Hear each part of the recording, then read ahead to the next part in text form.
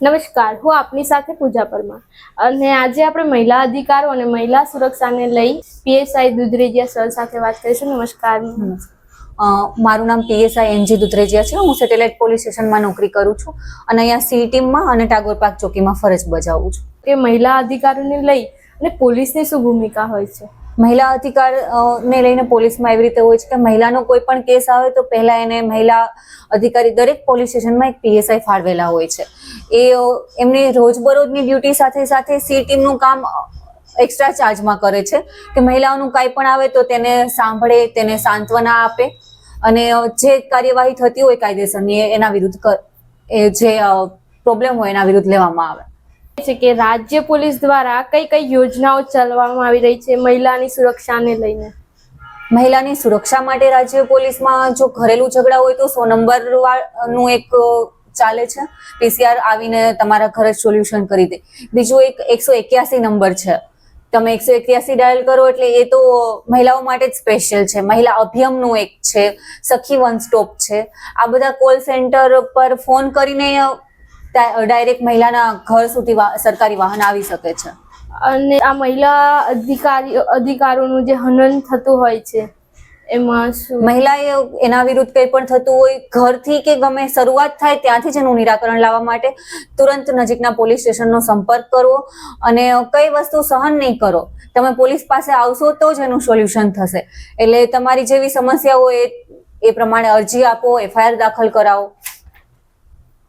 Specific વિસ્તાર કે એવો જિલ્લો છે કે જ્યાં પોલીસ એના પર બહુ વધારે ફોકસ આપતી હોય કે ના આ વિસ્તારમાં રેપ કેસીસ કે મહિલાને લઈ મહિલા સુરક્ષિત નથી તો ત્યાં પોલીસની સ્પેશિયલ ટીમ ત્યાં night duty and day duty કરતી જ હોય? દરેક કમિશનરેટ વિસ્તાર છે જેમ કે મેગા સિટી આપણું અમદાવાદ, સુરત, વડોદરા, રાજકોટ સિટી, આ ચારે મેગા સિટીમાં વધારે મહિલાઓની સુરક્ષાને લઈને અભયમ મહિલાની એપ્લિકેશનો ફોનમાં મૂકીને એનું પોલીસ સદંતર નિરીક્ષણ કરે છે. અને મેમ જ્યારથી તમે આ પોસ્ટ પર છો, પોલીસ ઇન્સ્પેક્ટરની પોસ્ટ પર, ત્યારથી અત્યાર સુધીમાં એવો આઈડિયા કરી કે આટલા રેપ કેસ આવ્યા હોય એમ?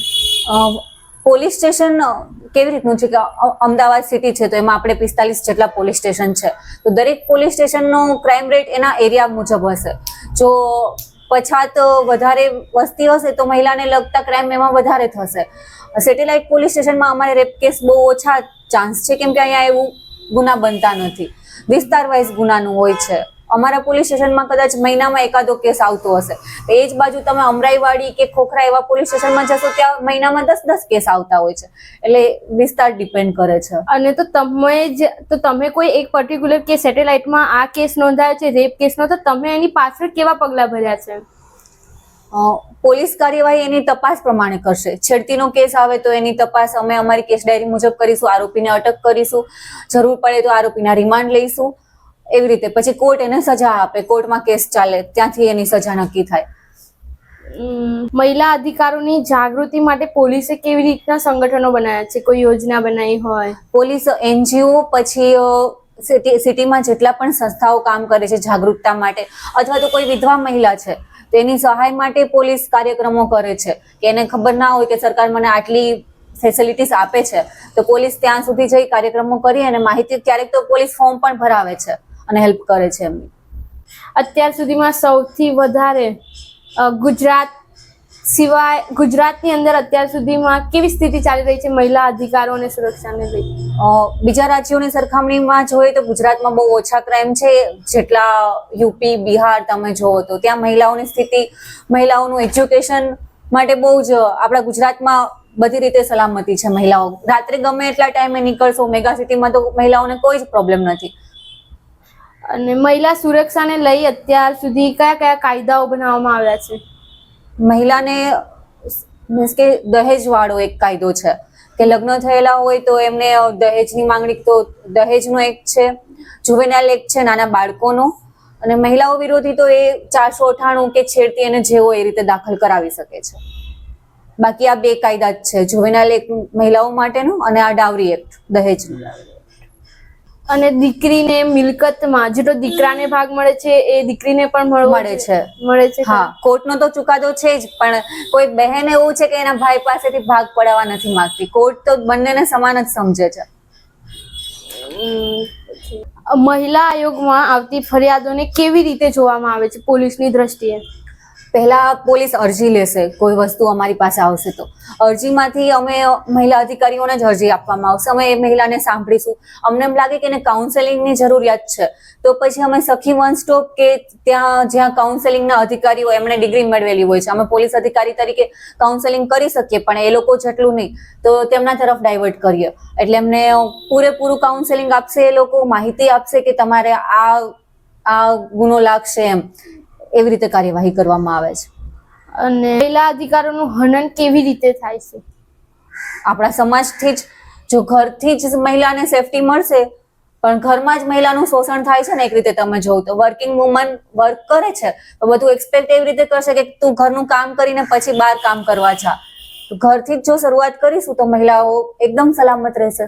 અને તમે એના માટે હવે ઘરમાં સુરક્ષિત નથી તો તમે એને ઘરમાંથી બહાર કેવી રીતે સુરક્ષિત કરી શકશો? ઘરના લોકોને બી કેવી રીતે સમજાવી શકશો કે તમે આવી રીતે? તો એના માટે કોઈ પહેલ કરશો એવું કઈ? એજ્યુકેશનની ખામી, દરેક એજ્યુકેટેડ થશે તો એને ખબર પડશે કે મહિલાઓના બધી જ બાબતમાં સમાન અધિકાર છે, નોકરી બાબતમાં પણ. અને અભ્યાસક્રમમાં મહિલા અધિકારોનો સમાવેશ થાય તો એના પરિણામ શું મળશે? થવો જ જોઈએ. હજુ સુધી કેમ નહીં થયું એ એક પ્રશ્ન છે. અભ્યાસક્રમમાં હું તો એમ કહું છું કે સ્કૂલથી જ લઈને મહિલાઓના કાયદાઓ જે છે ભણવામાં આવે તો દરેક જેન્ટ્સને પણ ખબર પડે કે આ વસ્તુ કરવી એ ક્રાઇમ છે. પહેલેથી જ જો બાળકની સાથે જ એને આ નોલેજ મળશે તો મેચ્યોરિટી ટાઈમે એને સમજ પડશે કે આ વસ્તુથી દૂર રહેવું જોઈએ. કોઈ સાથે મિસબિહેવ કરે મહિલા સાથે તો એને વિચાર આવે કે આ વસ્તુ કાયદાથી વિરુદ્ધ છે. રાજ્ય પોલીસની સૌથી સફળ યોજના કઈ છે? સ્ત્રી રોજગારી. સરકાર દ્વારા દરેક સ્ત્રીના રોજગાર માટે પછી એના ઘરેથી જ ચલાવી શકે, એવું નથી કે એને બહાર નોકરી કરવા માટે જવું પડે. એમના ઘરેથી જે બિઝનેસ કરી ઓનલાઈન એનું જે સરકાર દ્વારા જ એમને સહાય કરવામાં આવતી હોય છે એના બિઝનેસ માટે. અત્યાર સુધી કેવી પ્રકારની કરી છે? દરેક અલગ અલગ ફિલ્ડ છે. ભરત ગૂંથણ છે તો ભરત ગૂંથણના અલગ ક્લાસ ચલાવે છે સરકાર. સિલાઈ મશીન તો સરકાર સ્ત્રીઓને સિલાઈ મશીન ફ્રીમાં આપે છે. એવી રીતે વિવિધ કક્ષામાં અલગ અલગ રીતે સરકારના માળખા કામ કરે છે. અને મહિલા માટે નાઇટ ટ્રેકિંગમાં તમે શું કરો છો? નાઇટ ટ્રેકિંગ માટે એક એપ્લિકેશન હજુ ચાલુ નથી થઈ લીગલી, પણ એનું અપડેટ થાય છે સોફ્ટવેર, નિર્ભયા નામનું. તો નિર્ભયામાં કેવું છે કે કોઈ સ્ત્રીને કઈ પ્રોબ્લેમ છે તો એના ફોનમાં એપ્લિકેશન લોગિન હોવી જોઈએ. તો કઈ પ્રોબ્લેમ હોય તો એમાં એ ડાયલ કરશે ને તો ફોનથી જ લોકેશન ડાયરેક્ટ અમારા કંટ્રોલ રૂમમાં જશે અને કંટ્રોલ રૂમ જે તે પોલીસ સ્ટેશન તરફ ડાયવર્ટ કરશે અને તાત્કાલિક 5 મિનિટની અંદર એ મહિલા સુધી પહોંચી જશે પોલીસ. તો એ એપ્લિકેશન વિશે થોડુંક જણાવશો? નિર્ભયા નામની એપ્લિકેશન છે, લિંકથી ડાઉનલોડ કરી શકે છે. દરેક સી ટીમ અત્યારે પ્રોગ્રામ્સ કરે જ છે પણ હજુ સફળ નહીં રહ્યું, એનું પરીક્ષણ ચાલુ છે. એટલે વધારે પોલીસ હમણાં એનું ફેલાવો નહીં કર્યો, પણ એકદમ 100% જે રિઝલ્ટ આવી જશે ને ત્યારે આવી જ રીતે કામ કરશે કે તમે ડાઉનલોડ કરો તમારા ફોનમાં, તમને પ્રોબ્લેમ હોય અથવા તો તમારો ફોન સ્વિચ ઓફ થઈ જાય તો તમારા જે નંબર સિલેક્ટેડ હશે ને એમાં એ મેસેજ જશે કે આ વ્યક્તિનું લાસ્ટ લોકેશન આ છે ને, અહીંથી એમનો ફોન સ્વિચ ઓફ થયેલો છે. એ પણ એમાં ફેસિલિટી છે. આ ક્યારથી શરૂ કર્યું છે નિર્ભયા? છેલ્લા 2 મહિનાથી. છેલ્લા 2 મહિનાથી. અને લાસ્ટ સવાલ એ છે કે તમે મહિલાઓને એમની સુરક્ષા માટે શું સંદેશ આપવા માંગશો? શિક્ષિત બનો. તમને કઈ પણ પ્રોબ્લેમ છે તો તમે ખુદ આવાજ લડો. તમારા માટે કોઈ બીજું કે ભગવાન આવવાના નથી અત્યારે. એટલે કઈ પ્રોબ્લેમ છે તો એમનો સામનો કરો. કોઈ પણ સમસ્યાનું સમાધાન સુસાઇડ તો છે જ નહીં. એટલે મહિલા તરીકે જે આ સુસાઇડના કેસ બને છે એ આપણા વિચારો હંમેશા પોઝિટિવ લાવો.